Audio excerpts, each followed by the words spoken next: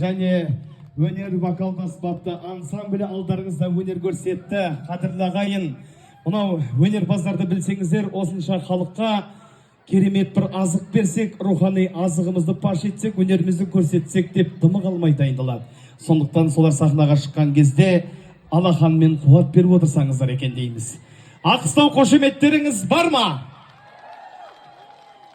Енді сіздердің құрметтеріңізге жаңа айттық қой, бұл округ өнерпаздарының сахнаға шығару мақсаты біздің ауданымызда көптеп сахнаға шықпай қалған, немесе сахнадан алыстап кеткен, бұрын соңды өнер иесі болған жандарды ішінен іріктеп осы аудан орталығындағы сахнаға шығару болатын.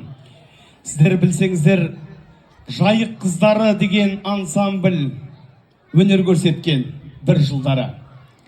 Енді алдарыңызға сол кезінде тойларыңызда қос бірдей Зухра мен Зульфия деген қыздар, бана Зухра айтқандай, эстрада жұлдыздар келеді ме дегенде, міне біздің жұлдыздарымыз сіздердің сахнаның төріне шығайын деп тұр.